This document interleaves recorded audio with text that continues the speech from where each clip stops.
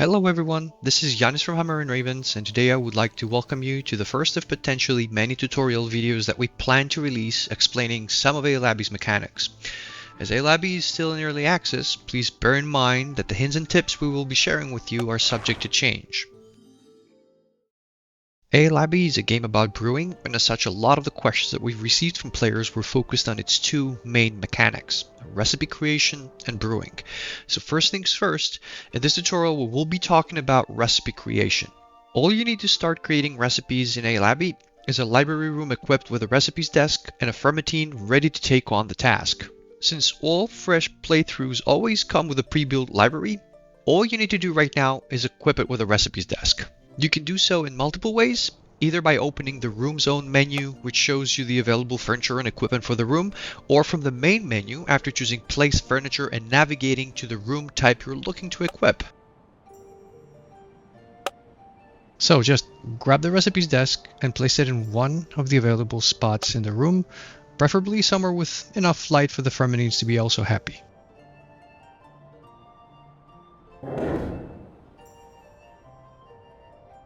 Once set, if you click on the recipes desk, you get this radial menu which allows you to move it to another position, sell it, or actually use it to start a new recipe. We all know why we're here, so let's go ahead and do that. Choosing to create a new recipe places you, the player, on the recipes desk itself. Although right now you can only progress by creating a new recipe from scratch, in the future you will be able to create a recipe from an already existing one. But of course, more on that after a few more updates. For the time being, let's focus on creating a new recipe. First step of creating a new recipe is choosing the preferred style of the ale you want to brew. Although you only have a light ale available right now, you can expect this list to grow with fancier and a lot more complex styles in the future as you progress in the game. After selecting a style, you will end up here in the style preview page. What you can find here is a lot of information about the style you've chosen in more detail. Here you see the mandatory ingredients that need to be in the ale recipe for the ale to be considered of a specific style. The quality range, which gives you a minimum and a maximum potential of any style, and this is the base, no buffs or debuffs calculated yet. Its 4 virtues, which are by far the best way to identify the differences between styles. A list of any special traits a style carries, if any, and these are traits that will be present regardless of what other traits might appear in the recipe creation process or when brewing the ale. And of course, a more visual representation of what this ale would look like when it's brewed. Moving on to the next step, we now have to choose the ingredients for the recipe that we're creating. Not a lot to work with right now since this is a fresh game, but in due time you will find yourself having to make some really tough choices.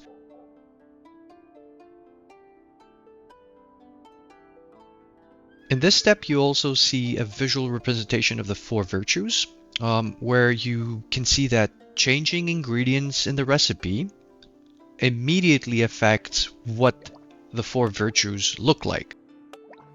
The best way to showcase this is to go rampant with ingredients and just keep on including one to see how it affects the potential ale that can be brewed from this recipe. This step presents us with the best opportunity to explain how the virtues actually work. As we said, virtues are the best way to break down a style's expected profile in 4 areas: flavor, color, strength, and foam. Much like real life. And, as you might have already guessed, all ale styles come with their own sets of ranges for their virtues. Their ranges are color-coded to help quickly identify which values are considered expected, and these would be green, which values are slightly off, yellow, or completely off style, coded as red, of course. All ingredients added affect the virtues in different ways, so you will have to choose which ingredients and how much of them you'll have to use to get the virtues balance you're aiming for. And I'm saying balance because not every recipe is supposed to be a perfect all greens, true to profile recipe. When all virtues are within their green range, you will get the best quality range potential. However, if you verge towards yellows or reds, Its quality will suffer, but you will increase your chances of getting special traits when developing that recipe. Something to think about for sure. By adding multiple ingredients, the values of the four virtues are heavily affected, and you affect other parts of the ale recipe, namely the time it takes to produce the recipe, shelf life, aging, and production costs. But let's forget all that and focus on making a perfect light ale to start our brewing journey on the right foot.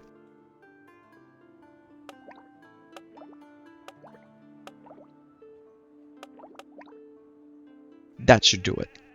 All in all, expect to find yourself spending a lot of time on this step, either experimenting for your own recipe ideas or trying to appease certain in-game palates.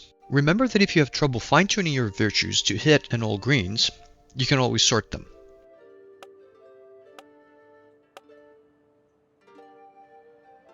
And now we move to the next step.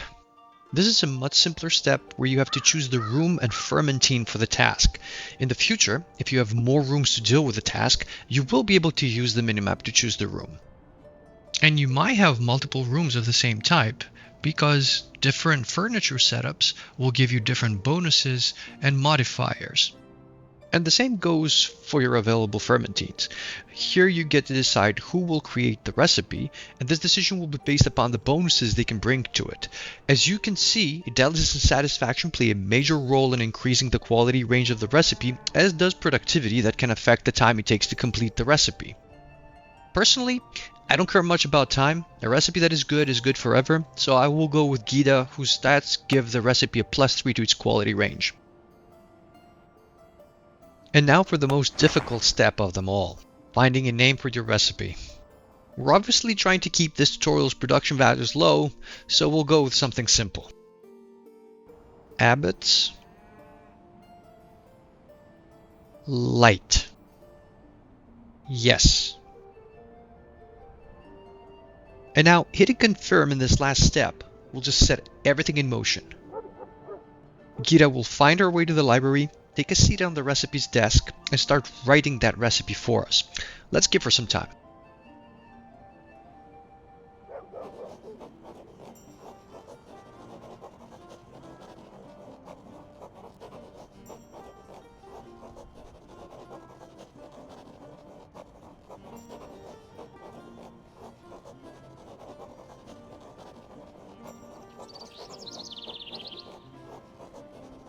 Oh wow, Severin.